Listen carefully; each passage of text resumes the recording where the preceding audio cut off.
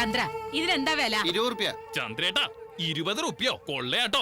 1 മണിക്കൂർ മന്ത്രം ചൊല്ലിയാ പോലും അത്രയും കിട്ടില്ല. ഇത് 1 മണിക്കൂർ കൊണ്ടൊന്നും കായ്ക്കില്ല, 6 മാസങ്ങളെടുക്കും. ചുമ്മാതല്ലടോ, താനിങ്ങനെ ഓരോ ദിവസം കഴിയുന്നോറും മെലിഞ്ഞുണങ്ങി കരിഞ്ഞ് മുത്തശ്ശിക്ക് ഭേഷ ഉണ്ണണമെന്നുള്ള ഒറ്റ വിചാരേ ഉള്ളൂ. കാശിനെ കുറിച്ച് അറിയണ്ടാലോ.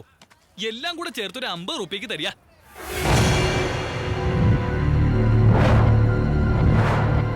തിരുമേനി ഈ നോട്ട് കീറിയതണ്ടാ. വാടിക്കരിഞ്ഞിരിക്കുന്ന തന്റെ പച്ചക്കറിക്ക് കീറിയ നോട്ടല്ലാതെ അലക്കി തേച്ച നോട്ട് ഞാൻ തരാണോ? അയ്യോ മുത്തശ്ശി എന്താ പറ്റിയേ? അണ്ടാവ് പോലിരുന്ന മുത്തശ്ശി ഇപ്പൊ ചുളുങ്ങിയ മൊന്ത പോലെ ആയല്ലോ. മത്തങ്ങ അരിശരിയൊക്കെ ഒരാഴ്ചക്കുള്ളിൽ ഉപയോഗിച്ചാ ഇങ്ങനെ ഇരിക്കും.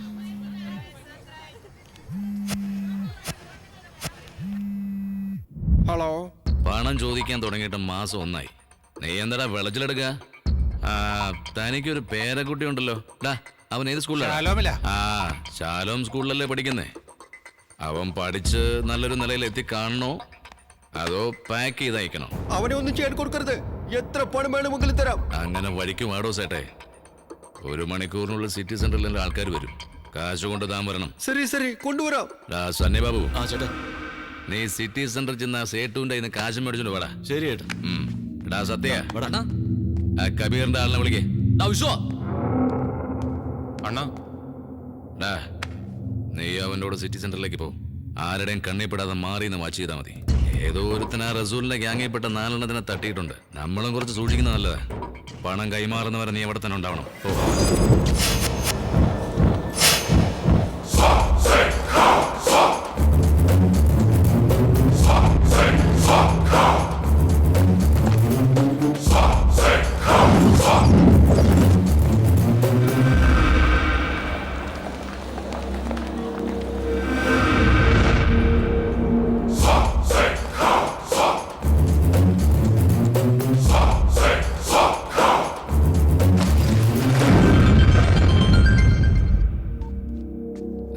ചേട്ടാ സേഫാണ്, കാശ് കൈ കിട്ടി. നേരെ നമ്മുടെ ഗസ്റ്റ് ഹൗസിലേക്ക് വന്നേക്ക്. ക്ഷണിച്ചായോ, ഏതോർത്തും സിറ്റിയിലുള്ള ഗുണ്ടകളൊക്കെ ചാമ്പിക്കൊണ്ടിരിക്കുക. ആ റസൂലിന്റെ ഗ്യാങ്ങിൽപ്പെട്ട 4 പേരെയും ഇതുപോലെ കാശ് കൊടുത്തോണ്ട് പോകുന്ന വഴിക്കാ തട്ടിക്കളഞ്ഞത്. എന്തോടാ പറഞ്ഞു പേടിപ്പിക്കാം? ചുമ്മാ ഒരു സണ്ണിച്ചായനാ പേടി. ഞാൻ ചുമ്മാ പറഞ്ഞതേ ഉള്ളു.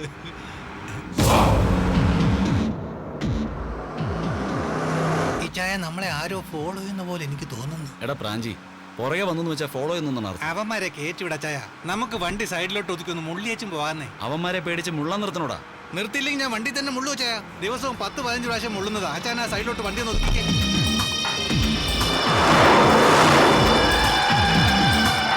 ഇതിനൊക്കെ മുള്ളണ്ടല്ലോ മോനെ.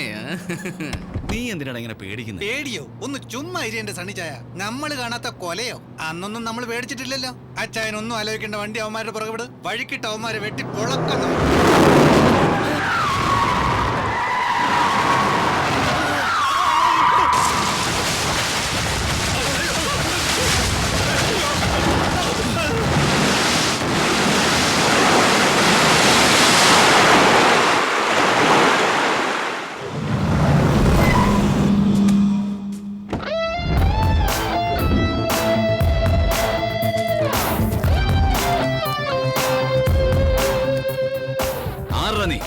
ഷോസ്നേഗറിന്റെ കസിൻ ബ്രദറാ.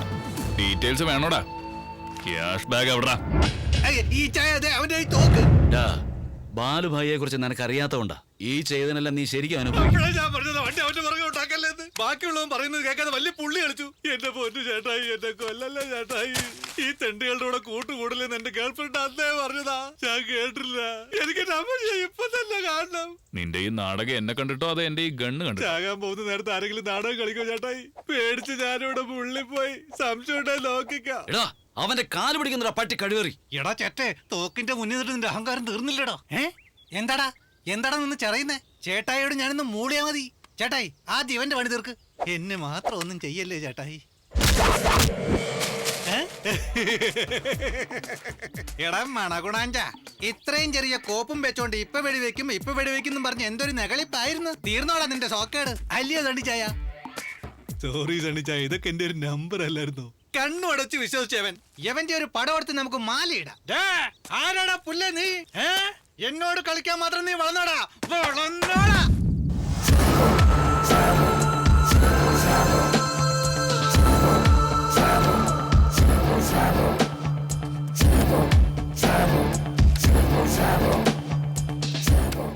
രണ്ട് കണ്ണ് കയ്യിലുണ്ടെന്ന് ഒരു വാക്ക് പറഞ്ഞുകൂടായിരുന്നു ചേട്ടായി. ഈ കാല് ചൊരൊന്നുകൂടെ തൊട്ടോ. നല്ല ആർട്ടിസ്റ്റ് ആണല്ലോടാ നീ. എവിടുന്നാ പഠിച്ചേ? കലാമണ്ഡലത്തിൽ ഇപ്പൊ ഞാൻ നിന്നെ എന്ത് ചെയ്യണം? എന്ത് ചെയ്യാനാ, അവന്മാരെ അങ്ങ് തട്ടിയേക്ക്. എന്നെ വെറുതെ വിട്. ചേട്ടന്റെ കൂടെ എന്നെയും കൊണ്ടുപോകുമോ?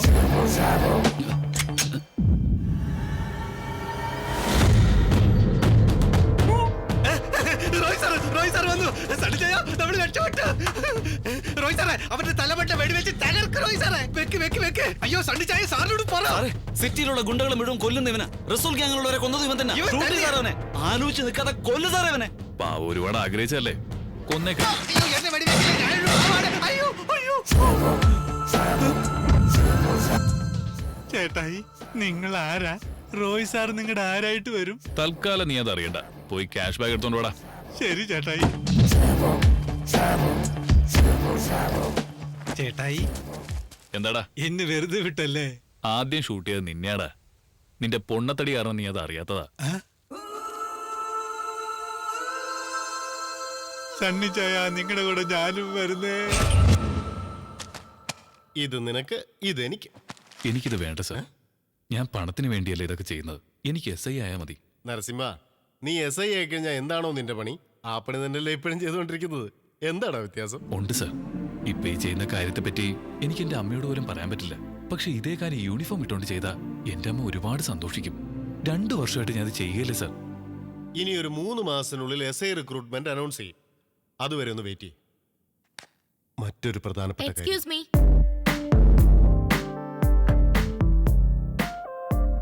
നന്ദു, എന്തിനാടി ഇവൻ ഇങ്ങനെ നോക്കുന്നത്? ഡാഡി മിണ്ടാതിരിക്ക്. ഇവൻ കാരണമല്ല എന്റെ ഡാൻസ് പ്രോഗ്രാമിന് ഡാഡി വരാതിരുന്നേ. സോറി സോറി സോറി, ഞാനത് മറന്നുപോയി മോളെ. ഇവനും അതും തമ്മിൽ യാതൊരു ബന്ധവുമില്ല. ഇവൻ ഇപ്പൊ വന്നതേ ഉള്ളൂ. നിനക്ക് വേറെ പണിയൊന്നുമില്ലേ? ഇപ്പോഴും SI ആവാൻ നടക്കുക? എന്റെ അച്ഛനെ വിശ്വസിച്ചാ നീ ഒരു കോൺസ്റ്റബിൾ പോലും ആവില്ല. പിന്നെ പോലീസുകാർക്ക് പൊതുവെ പെണ്ണ് കിട്ടാനും പാടാ. അപ്പോ നിന്റെ അച്ഛന് പെണ്ണ് കിട്ടിയതോ? അതെനിക്ക് പറ്റിയൊരു അബദ്ധമാണ് ഡാഡി, ഞാനൊരു വേസ്റ്റാ എന്ന് ഞാൻ പറഞ്ഞോ? ശരി, ഇവളെയും കൂട്ടിക്കൊണ്ട് അകത്ത് പോ. ഞങ്ങൾക്ക് കുറച്ച് സംസാരിക്കാനുണ്ട്. ഓ, സാറെന്തോ പറയാനുണ്ടെന്ന് പറഞ്ഞു. ആ റസൂൽ സിറ്റിയിലേക്ക് തിരിച്ചു വരുന്നുണ്ടെന്ന് ഇൻഫർമേഷൻ കിട്ടിയിട്ടുണ്ട്. നീ ഒന്ന് സൂക്ഷിക്കുന്നത് നല്ലതാ. സൂക്ഷിക്കേണ്ട നിങ്ങളാണ് സാർ. എനിക്ക് എന്തെങ്കിലും സംഭവിച്ചാലേ റിസ്ക് നിങ്ങൾക്ക്.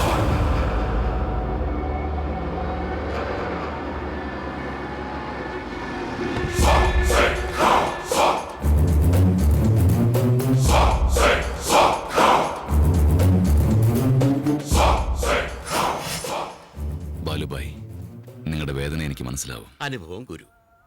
കുജേ, നമ്മൾ 2 കോടി ചോദിച്ചു, അവൻ 4 പേരെ തട്ടി. ഇവൻ 1.5 കോടി ചോദിച്ചു, അവൻ 3 പേരെ തട്ടി. ഇനി 1 രൂപ പോലും ചോദിക്കണ്ട. ചോദിച്ചാൽ നമ്മൾ ആരും ഇനി ബാക്കി ഉണ്ടാവില്ല. നീ എന്ത് പറയുന്നു? ഇതൊരു കൈവിട്ട കളിയാണ് മോനെ. സൂക്ഷിച്ചാൽ ദുഃഖിക്കണ്ട. പണി കിട്ടുമ്പം പഠിച്ചോളും. എന്റെ ആളുകളെ കൊന്നവൻ തന്നെയാണ് നിങ്ങളുടെ ആളുകളെയും കൊന്നിരിക്കുന്നത്. നമുക്ക് 2 പേർക്കും അവനെ വേണം. നമ്മുടെ കൈ കൊണ്ട് അവനെ കൊല്ലണം. നമ്മുടെ ആളുകളെ കൊന്നവനെ നിങ്ങളുടെ കൂട്ടത്തിൽ ആരെങ്കിലും കണ്ടിട്ടുണ്ടോ? ഇല്ല. പോയ 3 പേരെ അവൻ കൊന്നളഞ്ഞു. എന്റെ അനിയനും ആ കൂട്ടത്തിലുണ്ടായിരുന്നു. ആരാ കൂടെ പോയത്? ഇവനാരെയും കണ്ടിട്ടില്ലെന്നാ പറയുന്നേ. നിനക്കാരെങ്കിലും സംശയമുണ്ടോ? ഇല്ല എടാ, കോപ്പ ശരിക്കൊന്ന് ഓർത്തു നോക്ക്. അവൻ ദൂരെയും ആയിരുന്നിരിക്കില്ല, അവിടെയൊക്കെ തന്നെ ഉണ്ടായിരുന്നിരിക്കണം. നമ്മുടെ ആളുകൾ എവിടെയൊക്കെ പോയെന്നൊന്ന് ആലോചിച്ച് നോക്ക്.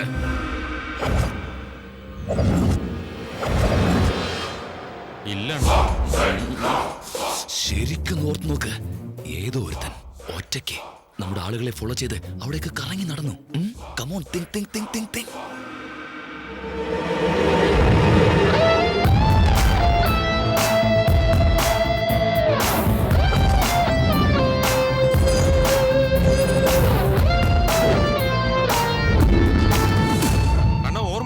ഒരുത്തൻ നമ്മുടെ ആളുകൾ ഫോളോ ചെയ്യുന്നുണ്ടായിരുന്നു. നമ്മുടെ ആളുകൾ ക്യാഷ് എടുത്തോണ്ട് പോകുന്നവരെ അവൻ പുറകെ ഉണ്ടായിരുന്ന. മിക്കവാറും അവൻ തന്നെ ആയിരിക്കും. നീ എന്നോട് ഞാൻ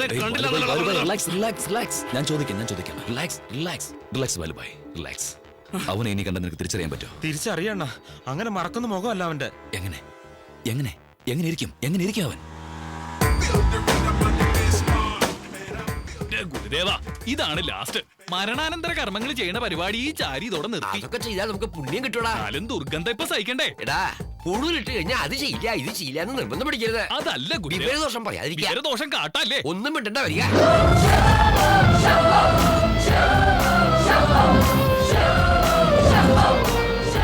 ക്ഷമിക്കേ ബാലുഭായി, നിങ്ങൾ ജീവനോടെ ഇരിക്കുമ്പോ അനിയൻ മരിച്ചു പോയത് സങ്കടായി. അതിനാ അല്ല, ഞാൻ നിങ്ങളെ ദേഷ്യപ്പെടുത്താൻ പറഞ്ഞല്ല കേട്ടോ. എടാ ചാരി, കർമ്മങ്ങൾ തുടങ്ങുക, വേഗം ആയിക്കോട്ടെ.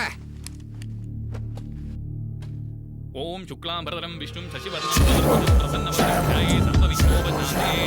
അതെ, ഈ അരി അങ്ങോട്ട് വാങ്ങുക, ആ ശവങ്ങളുടെ വായിലേക്ക് അങ്ങോട്ട് ഇടുക. ഓം വിഷ്ണുവേ നമഃ, ഓം മധുസൂദനായ നമഃ, ഓം ത്രിവിക്രമായ നമഃ, ഓം ദാമോദരായ നമഃ.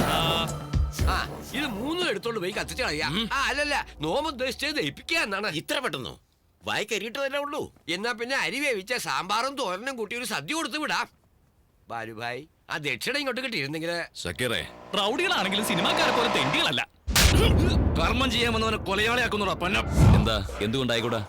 നമ്മുടെ ബിസിനസ്സിൽ ആരെയും വിശ്വസിക്കാൻ പാടില്ല. ഒരു സംശയം വേണ്ടണ്ണ, ഇവൻ തന്നെയാ ഈ കുടുംബിയാന്നവൻ ക്യാപ്പ് വെച്ച് കവർ ചെയ്തിരിക്കുകയായിരുന്നു. നീ വെറുതെ ചൂടാവണ്ട. ഇതൊരു നിസ്സാര കാര്യമല്ല, സീരിയസ് കാര്യമാ. പൂജാരിയാണെന്ന് കരുതി അവനെ വെറുതെ വിടരുത്. അവന്റെ വീട്ടിൽ പോയി കാര്യങ്ങൾ അന്വേഷിക്കാം. എന്നിട്ട് അവിടുന്ന് ഞാൻ നിങ്ങളെ വിളിക്കാം. പാടാ പിള്ളേരെ.